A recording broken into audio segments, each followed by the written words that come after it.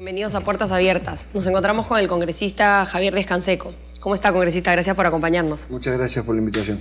Congresista, acaban de aprobar en los últimos plenos, en el último pleno, una ley muy importante que es la Ley de Discapacidad. Esto ha sido una ley propuesta por la Comisión de Inclusión y Personas con Discapacidad del Congreso, ¿verdad? En realidad, la Ley General de Personas con Discapacidad actual tiene su origen en una iniciativa ciudadana.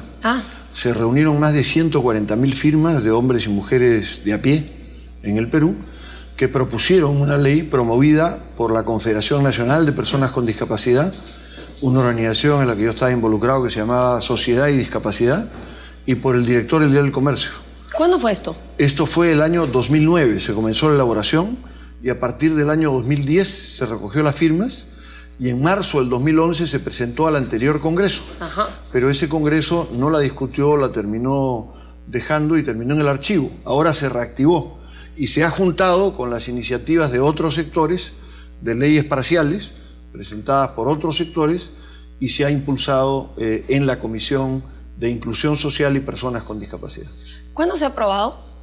La ley se ha aprobado en el último pleno y se ha aprobado por unanimidad. Una cosa realmente impresionante porque es una ley de más de 80 artículos, ha recibido aportes y ha sido aprobada sin ningún voto en contra del conjunto del pleno. Ahora la autógrafa debe estar camino a Palacio de Gobierno para que el presidente pueda firmarla y pueda promulgar esta ley que, dicho sea de paso, es una demanda del organismo de Naciones Unidas que fiscaliza la Convención sobre los Derechos de las Personas con Discapacidad, de la que el Perú es firmante, que el Perú adecúe su legislación, porque el Perú tiene desde el año 2007, si no me equivoco, tiene ratificada la Convención. Fue uno de los 10 primeros países en ratificarla. Sin embargo, no había adecuado la legislación. De manera que este es el cumplimiento de un compromiso internacional, porque la ONU revisa y chequea cómo funcionan los países con el compromiso firmado en la Convención sobre los Derechos de las Personas con Discapacidad. Sabemos, la creación de esta ley era prácticamente una obligación que tenía el Estado. Correcto, pero va a ser de las más avanzadas de América Latina. Yo creo que va a ser un hecho extremadamente importante el que el Perú pueda llevar esto a la práctica y que esto se incorpore no solo en los programas sociales, sino en una visión transversal donde se comience a adecuar todo: educación, salud, transporte, deportes, vivienda, ¿no es cierto?, comunicaciones, y que los derechos de las personas con discapacidad estén comprendidos en todos estos ámbitos, porque es el gran cambio. Pasamos de la visión asistencial, individual de la discapacidad, a la visión de que la discapacidad tiene que ser parte de la política social para desarrollar capacidades y habilidades en las personas con discapacidad, para que puedan vivir con independencia y no sean discriminados, ni sean dependientes de otros, y para que el Estado cumpla con obligaciones vitales, como por ejemplo, esta ley obliga, como la Convención, a que el Estado tenga estudios sobre discapacidad, tenga censos sobre discapacidad, sepa cuántos somos, dónde estamos, quiénes somos, qué discapacidades tenemos. Y también obliga a que toda política del Estado tenga financiamiento. De manera que no pasemos por el verso de que hay una declaración de que se va a hacer, tenemos este derecho, pero no hay recursos. Claro. ¿No es cierto? Y una última cosa que tiene esta ley en cumplimiento de la Convención es que toda medida sobre personas con discapacidad debe ser consultada. ¿Cómo es eso? ¿Cómo funciona eso? Como la legislación de pueblos originarios. A ver. Que los pueblos indígenas tienen derecho a ser consultados sobre lo que se pretende hacer en su territorio o aquello que los afecta. Por ejemplo, la educación bilingüe, ¿cómo se va a manejar? Bueno, las personas con discapacidad tienen derecho, según la Convención y la ley, a ser consultadas por el Estado, Estado central, Estado regional, Estado municipal, ¿no es cierto?, sobre las medidas y políticas que quieren aplicar que los afectan a ellos. ¿Y esto cómo funcionaría? ¿Con un censo? Con una consulta, mecanismos de consulta, abrir mecanismos de consulta. No es de cumplimiento obligatorio lo que digan las personas con discapacidad, pero tienen que estar informadas, y el hecho de que se establezca el diálogo obviamente hace que la autoridad pueda recibir las opiniones y las precisiones de las personas con discapacidad, y eso les da existencia, los deja de la situación actual, que son invisibles. ¿No es cierto? Los deja ser vistos, los deja ser escuchados, ¿no es cierto? Y obliga a que el Estado piense sobre ellos cuando se hacen las políticas. Además de las políticas públicas que se puedan adoptar por ministerios y por programas, ¿se está hablando de alguna campaña de sensibilización para la sociedad? Bueno, ese es un tema que tendrá que venir como parte de un plan de acción, ¿no es cierto? Pero la sociedad tiene una serie de obligaciones por la ley. Por ejemplo, los medios de comunicación tienen la obligación, a partir de la ley, todos, no solamente los canales estatales, de subtitular o tener lenguaje de señas, para que el sordo tenga el derecho de poder enterarse de qué pasa en la televisión, si no se le está negando un derecho. Por ejemplo, todos los edificios públicos, y ahí no estoy hablando solo de estatales, sino lugares de comida, estadios, cinemas, lugares donde se prestan servicios públicos, empresas bancos, de telefonía, centros comerciales. Bancos, todos tienen que tener rampas, todos tienen que ser accesibles, ¿no es cierto? Y tienen que tener un mecanismo de tratamiento a las personas con discapacidad en ese terreno, ¿no es cierto? Por ejemplo, el transporte se va a tener que ir adecuando a partir del 2014 a que toda renovación de flota sea de buses como el del Metropolitano, donde la silla puede subir directamente del ras de la vereda hacia el bus y el bus puede permitir que la silla se ubique y entonces se puede acceder al transporte público, porque si no tienes que ir en taxi.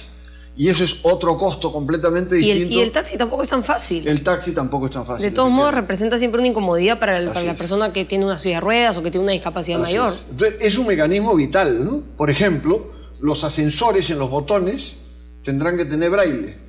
O tendrán que tener sonido diciendo tercer piso, segundo piso, para que la persona sepa a qué piso está llegando, si es invidente, y pueda salir. Entonces, se trata de un proceso paulatino de educación. Pero es una reforma integral. Por supuesto. Y implica también sanciones por incumplimiento. A ver, sanciones pecuniarias, cuando la falta puede ser leve, puede ser grave o puede ser muy grave. Y para funcionarios públicos las sanciones pueden llegar hasta la destitución del cargo si es que incumplen con las normas establecidas. Por ejemplo, de obligarse a que cuando dan una licencia de construcción tenga que ser accesible si es un lugar de acceso público, ¿no? Por ejemplo, a cumplir con la cuota de empleo. Eso es lo que he estado viendo. La cuota de empleo ha aumentado en esta nueva.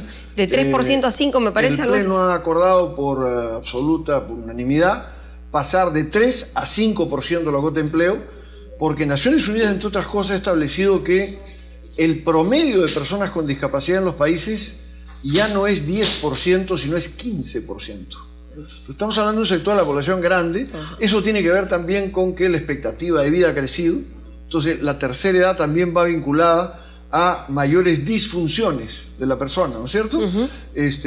Y por otro lado, aparte de este tema, se está estableciendo que el sector privado, en empresas de más de 50 trabajadores, también deberá promover empleo para personas con discapacidad, 1 de cada 50, ¿no es cierto?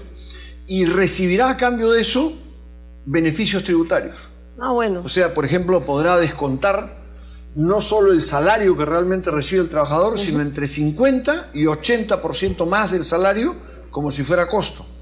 Podrá deducir los ajustes que tiene que hacer una rampa, tomar un software especial para un invidente, lo podrá deducir eso como costo y tendrá un beneficio tributario por ello.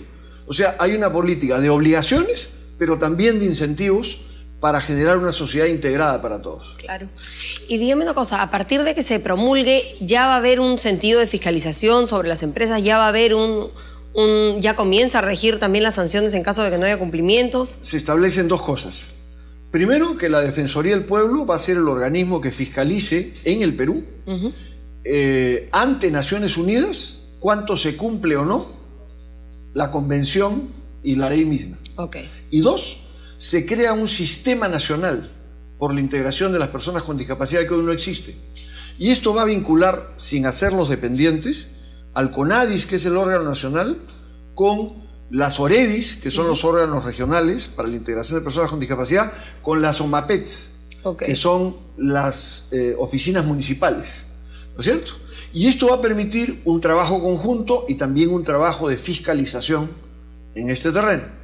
Las multas y sanciones las va a tener que aplicar el ministerio respectivo, ¿no es cierto? Y las multas van a ir a un fondo que ayude a la integración de personas con discapacidad, que genere empleo, que elimine barreras, etc. Maravilloso, muy bien pensado. Ahora, me dice que además de la cuota de empleo, he visto que hay otras reformas importantes en el tema de educación también. Sí, en educación hay un planteamiento que tiene que ver con evitar la exclusión, porque hoy la ley de educación habla de educación inclusiva. Claro. Pero la realidad es que no se nombran profesores de educación especial en los colegios regulares. Los profesores de educación regular a veces le tienen temor a encarar situación de niños y niñas con discapacidad. Que requiere una especialidad. Correcto. Estos niños requieren de cursos especiales, que tienen que ser brindados por personal especial. Los colegios tienen que ser adaptados. Los baños, las aulas, ¿no es cierto? Las rampas tienen que ser adaptados. El uso de las computadoras en los colegios donde hay niños con discapacidad tiene que tener un software que les permita usarlo a los niños, por ejemplo, que no pueden ver o tienen serios problemas de visión. Hay que adecuar el material pedagógico, que no es el mismo para todos los niños si es que tienen discapacidad. Entonces, este es un tema fundamental que se va a dar y van a haber sanciones para colegios que no acepten la matrícula de niños, ¿no es cierto? Como también está prohibido el marginar de la seguridad social o de mecanismos de seguro de salud a las personas con discapacidad. Y las empresas de seguro tendrán que tener estudios actuariales para decir, bueno, el costo me aumenta tanto si es que son personas con discapacidad porque tienen este y otro problema. Pero tienen que haber estudios actuariales y no pueden ser rechazados. Ahorita hay un juicio a RIMAC Seguros. ¿Qué juicio porque no quisieron darle un seguro a una niña con síndrome de Down. Y el abogado de RIMAC Seguros ha dicho que darle un seguro a una niña con discapacidad, con síndrome de Down, sería como pretender matricularle en un colegio. Complicado, ¿no? O sea, esos niños no tienen los mismos derechos. No. El tema es que la sociedad se adapte a las necesidades de esos niños y de esos jóvenes y que sus instrumentos incluyan los necesarios para esa capacitación. Porque esos niños se van a criar en la misma casa, en el mismo barrio y en la misma sociedad con otros que no tienen discapacidad. Por supuesto. Si no aprenden desde la educación, ¿no es cierto?, a integrarse, estamos en serios problemas. Y estamos hablando de ciudadanos como cualquier otro. Correcto. No hay clases que de ciudadanía. tienen igualdad de derechos. Por supuesto. Ese es otro tema que plantea la ley, porque en el Perú, en las elecciones pasadas municipales, le quitaron el derecho al voto a los mayores con síndrome de Down. Lo sacaron de las mesas. ¿Y eso también se ha reformado en esta? Sí, claro, por supuesto. Aquí no hay ninguna limitación al ejercicio del derecho ciudadano en este terreno. Wow. Qué interesante. Bueno, adicionalmente a esto, yo creo que sí, que la ley va a ser muy buena y muy positiva para la sociedad a nivel de integración. Y sobre todo también para evitar la discriminación, ¿no? ¿Cómo lo ve en caso de mujeres, en caso de niños?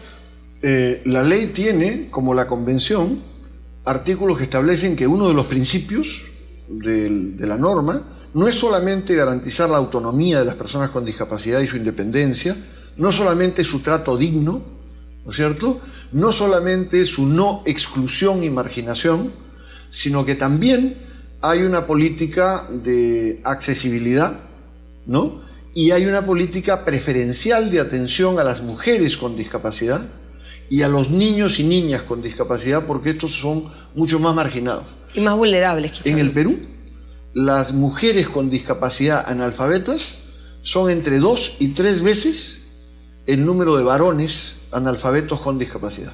O sea, el acceso a la escuela, por ejemplo, de las mujeres con discapacidad es mucho mayor. Entonces tiene que haber una política de preferencia y de atención a esta necesidad, que me parece es un elemento fundamental en este terreno, ¿no? Igualmente esta ley establece cambios en otros sistemas, como por ejemplo en salud. No solamente es que no te pueden marginar del seguro social, sino que hoy, por ejemplo, el Seguro Integral de Salud, el SIS, del MINSA, no tiene rehabilitación entre las cosas que atiende. No solo estoy hablando de rehabilitación física, estoy hablando de una persona que adquiere discapacidad, necesita una rehabilitación psicológica, claro, necesita una rehabilitación laboral, y por eso la ley un monitoreo permanente. Correcto. La ley establece una rehabilitación integral, y el SIS va a tener que incorporar en este proceso los mecanismos de integración en la seguridad que presta de rehabilitación. Y eso me parece un hecho muy importante. Sí, claro. Salud lo tiene, ¿no es cierto? Y los hospitales militares lo tienen, a pesar de que hay problemas y deficiencias. Pero me parece que es muy importante. Y creo que una cosa clave de esta norma y de la voluntad política que hemos negociado con el Ministerio de Economía y Finanzas y otros es que por primera vez está comenzando a haber financiamiento específico para temas de discapacidad. El año pasado conseguimos una partida de 8 millones de soles, que va a ser un poquito menos en la práctica del Instituto Nacional de Estadística e Informática, para hacer la primera encuesta nacional sobre discapacidad. Entonces, sobre la base de una muestra, tener esta idea de cuántos somos, etc.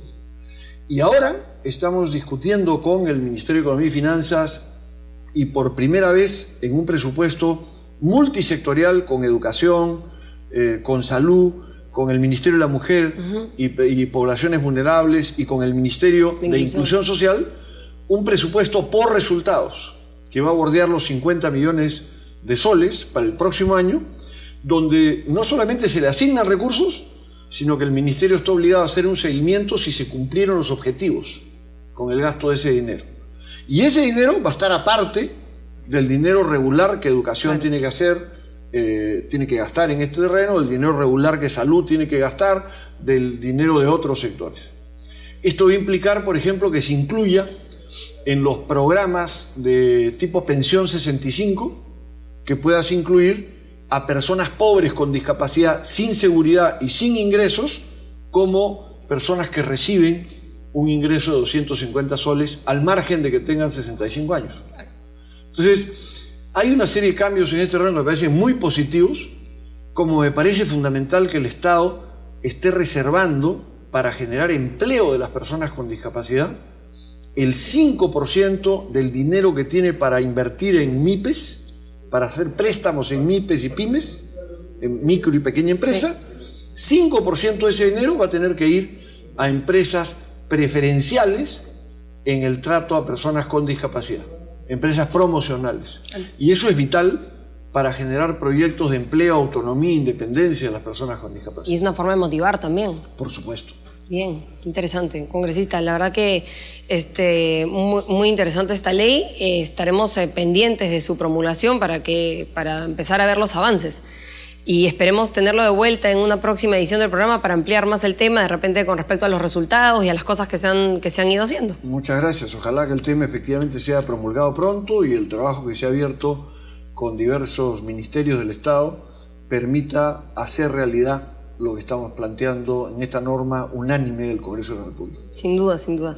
Bueno, vamos a dejar el programa aquí por el día de hoy. Muchas gracias. Nos despedimos. Esto fue Puertas Abiertas con María Dolores Camarero. Hasta la próxima.